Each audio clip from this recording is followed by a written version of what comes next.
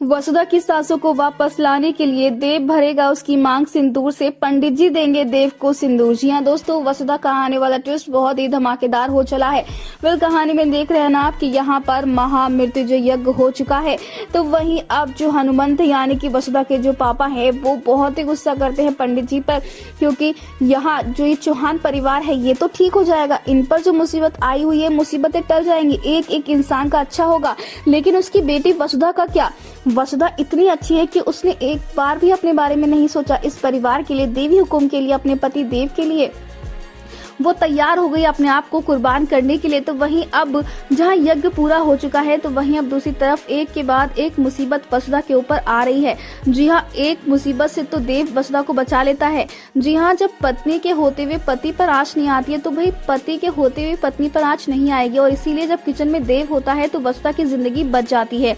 जहाँ पंडित जी ने कहा होता है कि भाई कुछ भी हो जाए लेकिन वसुधा नहीं बचेगी, लेकिन वो ये नहीं जानते हैं क्योंकि वो भगवान थोड़ी ना है, क्योंकि भगवान का लिखा तो कोई नहीं बदल सकता है। और यहाँ पर भले ही वसुधा की जिंदगी में मौत लिखी हो, लेकिन इस मौत से भी अगर कोई वसुधा को बचा सकता है तो वो उसका जीवन साथी, उसका पति है देव। जी हाँ, आने वाले ट्रैक में दोस्तों आपको देखने को मिलने वाला है कि अब हनुमंत को पता चल जाएगा देव और वसुधा के प्यार के बारे में।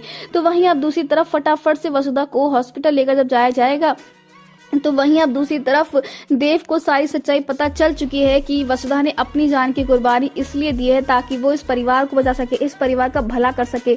लेकिन वहीं पर अब एक और बड़ा कदम देव उठाने वाला है। अब तक तो आप देख रहे हैं कि देव और वसुधा के रिश्ते के बारे में किसी को नहीं पता है, कोई नहीं जानता है कि दोनों एक दूसरे से प्यार करते हैं, लेकिन अविनाश और दिव्या जानते हैं। तो वहीं अब दूसरी तरफ हॉस्पिटल में वसुधा की जान बचाने के लिए, क्योंकि वसुधा की सांसें थमने वाली हैं, वो अपनी आखिरी सांसें ले रही होंगी, तो वहीं पर अब देव जो है वो भगवान से प्रार्थना करने वाले। तो वहीं पंडित जी देव के हाथ में सिंदूर धोने वाले और कहने वाले हैं कि अगर तू चाहता है कि बच्ची वापस सांसें लेने जब बच जाए तो इसकी मांग सिंदूर से भर दे, बना ले इसे अपनी पत्नी, क्या पता इसका भाग्य बदल जाए और इसकी जिंदगी वापस बन जाए और लौट आए हुए अपने काल को काट कर। तो दोस्तों यहाँ पर पूरा परिवार ही शौक होने वाला है देव और वसुधा को एक साथ देखकर और देव को वसुधा की मांग भरता हुआ देखकर।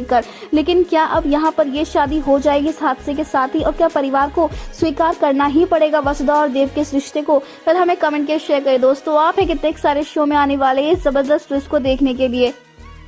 क्या आप भी चाहते हैं कि देव और वसुधा की शादी हो जाए, हॉस्पिटल में देव वसुधा की मांग भर के उसे वापस जिंदगी दे, एक जीवन दान दे? तो हमें कमेंट्स करें। ऐसी टीवी के लेटेस्ट अपडेट जानने के लिए चैनल को सब्सक्राइब करना ना भूलें।